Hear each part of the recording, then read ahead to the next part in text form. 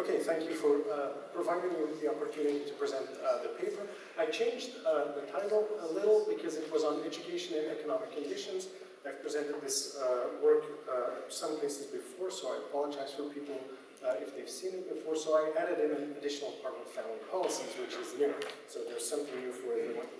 Okay, so Belgium is like sort of a typical country conforming to the pattern that Biegel discussed yesterday. So we had very high fertility in the 1960s, then it dropped, and recently we had sort of a recovery until up to a TFR of 1.85. And so what I'm really doing today is wondering about the factors that have driven postponement, but that have also contributed to recuperation or recovery of fertility levels more recently. So there's a lot of literature on postponement. Evidently, there's an overview paper by Melinda identifying a number of factors like contraceptive technology, enrollment in educational attainment, female labor force participation, individualistic family models, right, gender equity, variation in economic context, partnership patterns, declining real wages, etc.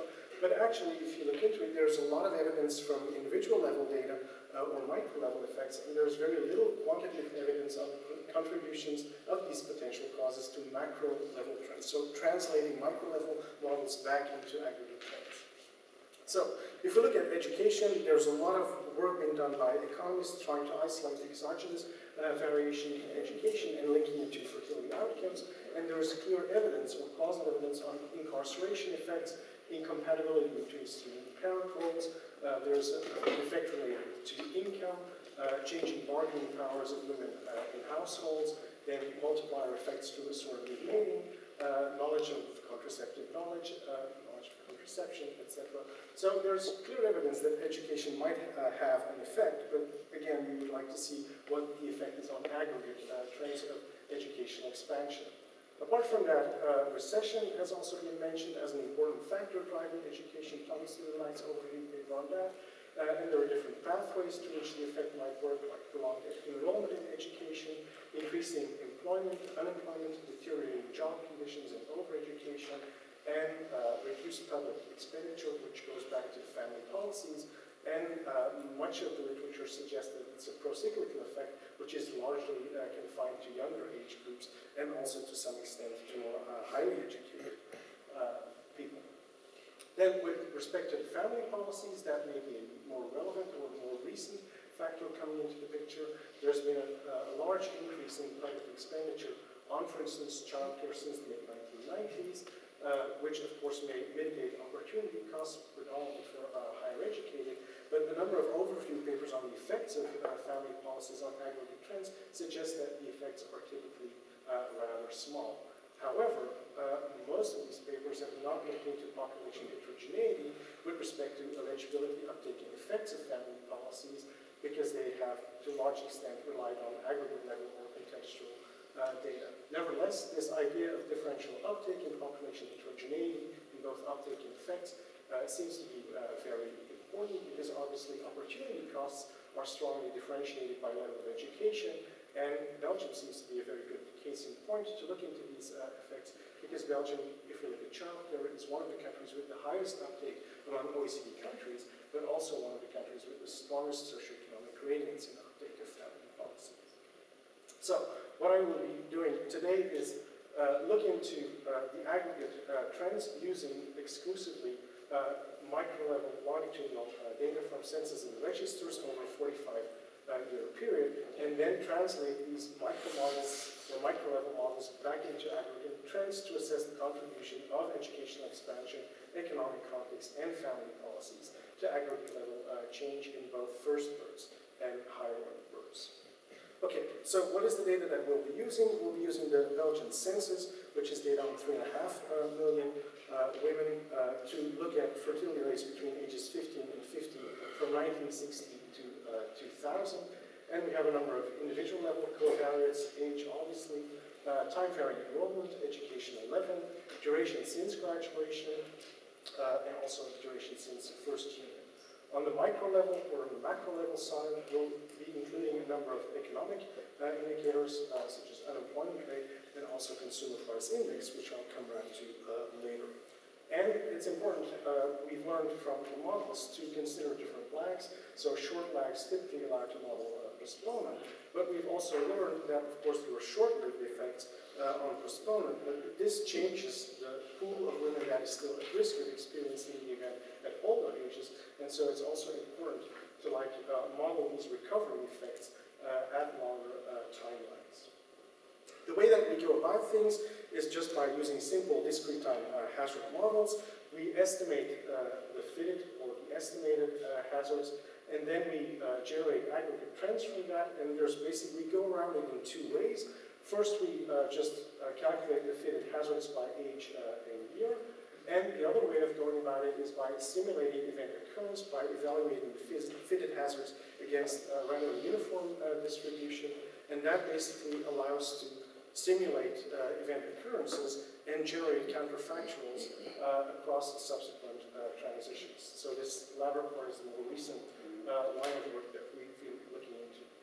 Given that my focus is on replicating aggregate trends, we also assess the fit between observed and simulated time series by looking at the residual order correlations, but also by looking at the correlation between the first order difference series. Okay, the first part that we'll look into is educational expansion, and this really builds on the work that we've been doing earlier with Eva and Mike Murphy and Martin Belgian on rising educational participation in translator childbearing. So in the first model, we included education, and I think what I've learned from these analyses is that we really have to include different dimensions of education.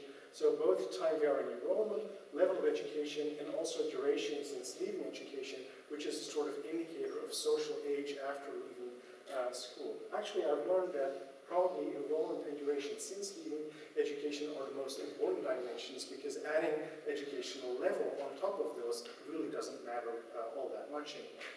So if we throw that into the model, what we get are these time series. So the gray one is the observed series, and the red one is the fitted series from the hazard models. What we get is a slow decrease in proportion of women having a first child, and a steady increase in the age of the first child. And so basically, rising education is like capable of accounting for some sort of structural shift, but it doesn't pick up the acceleration and decelerations in postponement that have been going on.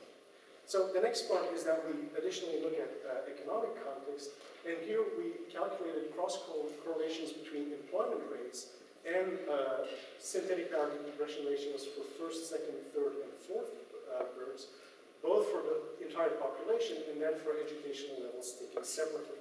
And what we see, the gray ones are the significant ones, is that synthetic parity regression to parenthood or first births is significantly correlated with unemployment levels in all educational groups, apart from the higher educated, but that is a specific story that we can maybe go into in the questions. Here again, we have to go about modeling in kind of a careful way. You have to include employment rate using different lags. You also have to differentiate the effect of unemployment by age group, because it's the younger ones that are more seriously affected. And then we get a nice or a better fit between the observed time series and the simulated time series. For second and higher order births, it's not the unemployment rate that matters, but the purchasing power that seems to be very important. And we find that this correlates significantly with second, third, and fourth order births in all educational groups. And so if we do the models for second and third births, there as well, including economic context variation, seems to be important in accounting for the observed trends. Then the last part is child care coverage and uptake of family policies. Here we have somewhat different research design. In the 2001 census, we have information on uptake of childcare for the entire population, and here we looked at the effect on second birth hazards in the 4-year period following the census. These are graphs from a paper that I did with Jonas. These are the observed hazard schedules of having first, second, and third births, and what you see is that the black lines, which are municipalities with high childcare coverage, typically have higher birth hazards than the gray lines, which are municipalities with lower childcare coverage. If we look at uptake in census, As we would expect, we find that the uptake of formal childcare or creche or day mother shows a strong positive educational gradient.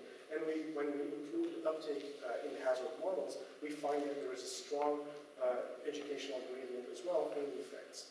This is actually a three-stage model where we also account for employment opportunities, uptake, etc. And Naomi will also contribute to the work. There she is. We'll be presenting a detailed poster on this in the afternoon session. So, 1 minute for conclusions. Okay, so what we find is that educational expansion is important. It explains this sort of structural shift, but it requires joint consideration of both enrollment attainment and predominantly, or particularly, duration since leaving education, which is this indicator of social age. Economic context, at least in Belgium, plays a very important role. We find strong pro-cyclical behavior among women under age 30 and counter-cyclical behavior among women over age 30. Unemployment rates are typically very important for first births, which suggests that it's sort of an entry into parenthood kind of thing that people postpone until they have a more stable employment position.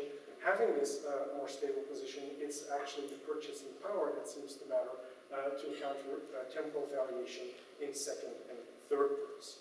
For childcare, we find strong positive educational gradients in both uptake and effects, which are strongly related in turn to employment probabilities that people have in the labor market. So the current work that we're doing is basically to integrate all of this into a sort of micro-simulation model that takes into account both increasing enrollment, variation in economic context, and municipality childcare coverage on subsequent birth orders, and we're actually replicating that for the 2011 census with registered data up to 2015. I think I have 5 seconds left.